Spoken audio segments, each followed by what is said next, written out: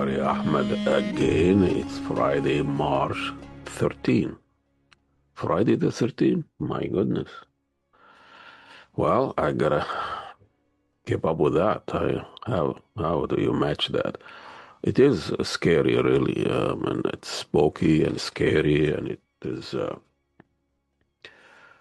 confusing, and it is now the monsters, thugs are running the show, running the world affair, and now Netanyahu is crying that he is waging a war against Shia Muslim extremists, and now turning to a jihad, and he's not killing the Palestinian for almost 3 years now. Genocide in Gaza, hundreds of thousands of people killed, 90% of the city destroyed, and hospital, bombing hospitals, schools, killing children, women, and now started a war in Iran. Iran did not start that one. And same thing, we're not trying to turn Iran to Gaza. And now then the Iranian retaliate and still holding, even after killing the supreme leader Ali Khamenei. Now everybody is crying. That now it is a holy war. Same thing Bush did it, a holy war, invaded Afghanistan and Iraq. Millions of people got killed. And now it's a holy war. Again, it's not really a Shia Sunni. Most of the Arab Muslim world are supporting the Iranians, just the Arab Zionist leaders that for 2-3 years now supported the Zionist state in their genocides against Gaza, Palestinians, which are Sunni, if that you're gonna go that route. Now they are crying and supporting still supporting the Israelis against the Iranian. Under premises, the Iranians are Shia. And so Arab Zionists are crying and saying this is, kind of Iranian threat, and the Shias awakening and all that crap. And supporting the Israelis and hosting American bases that they are launching, kind of savage attack on the Iranian from their bases, from bases in Bahrain and Qatar, and Kuwait, and Saudi Arabia and elsewhere.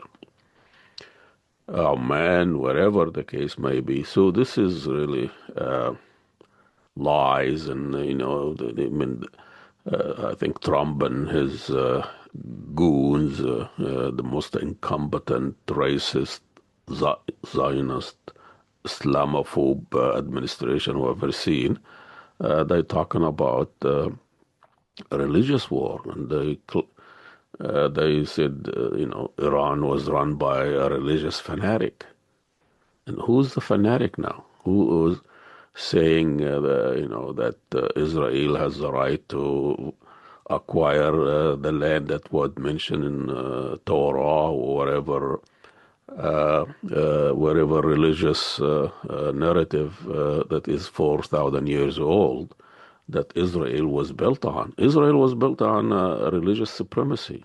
That if you're not Jewish, you have no place, and if you are not Jewish, and you are in Israel, like 1 million Palestinians there, Christian and Muslim, you have no rights. You are a second class. There's over 100 laws, military law to define what the Palestinians who stayed in Israel stayed in Palestine after the Nakba, and now they are second class. It's like the Jew in Europe. They have to have a certain ID, and there's laws against what they can and cannot do, and how they own things and how they move, and if they left Israel or Palestine, they never come back. So the one who declaring a religious war and crusade are the Israelis and the Americans, and you can see the American cabinet is surrounding Trump, and they pray when they have meetings, and they look at Trump and touch him as if he's a new Messiah. This is a guy is accused of raping children and pedophile and lying and all sort of sins. I mean, this guy, according to the Bible, he should be persecuted, and he should be stoned to death. Netanyahu, the war criminal that committed genocide for almost 3 years now, taking this religious war crap.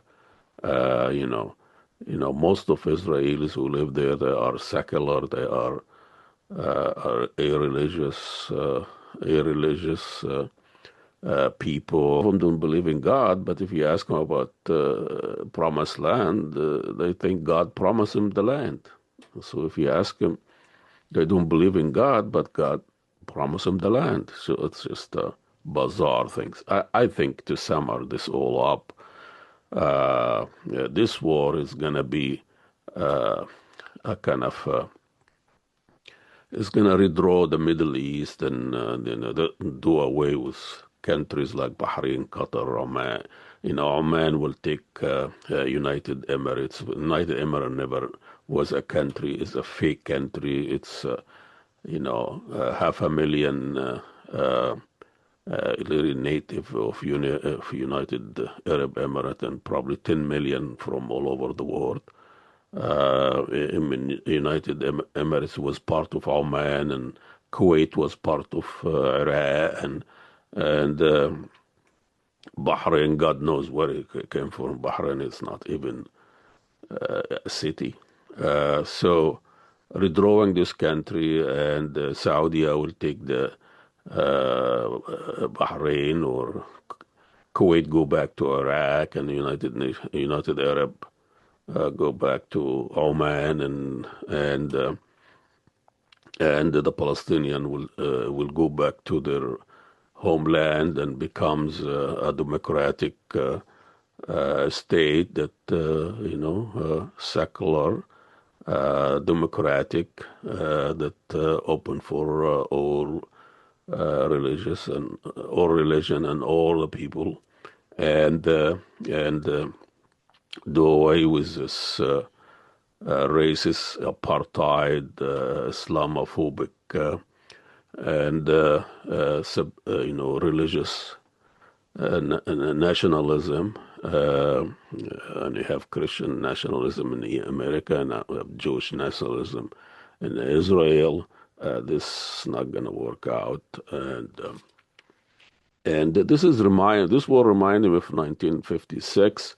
When Nasser, the new leader in Egypt, nationalized Suez Canal, and then the British at the time was the superpower, took the French and the Israelis, same thing. They lured them to Egypt. They invaded Egypt, took over Sinai and Suez Canal again, and they've been running it for hundreds of years. Nasser nationalized it. And also the British and the French and Israelis invaded Egypt, and then the Americans were not in the mood of this, and there was a chance for the American to really state their this is a new kid on the block, and this is after World War II, when Americans are really kind of flexing their muscles, and that was a chance to tell the British, this is it, this is it, you need to leave. They give him a warning, they give him ultimatum, beside the Soviet Union too, and the British had to put their tail between their legs and took the Israelis and the French, and they left Egypt. There was a major political victory for Nasser, and that was the end of the British Empire, and the American took over from them. And this is also, it's going to be like a pressure, as you had the last interview with Professor David Schultz. The global capitalism is going to force Trump out of this and out of this war, and that will be the end of American empire, like 56. That was the end of British Empire, and there will be other players in the global politics and economy and whatever, and it's not going to be the only empire, the only player in the world, and there will be kind of local empire, local power, like in the Middle East will be Turkey, in Syria, in Asia and Pacific will be China, and Russia in Eastern Europe, and here in America will play a role here in Atlantic and South America. Europe kind of weaker, and I just don't know.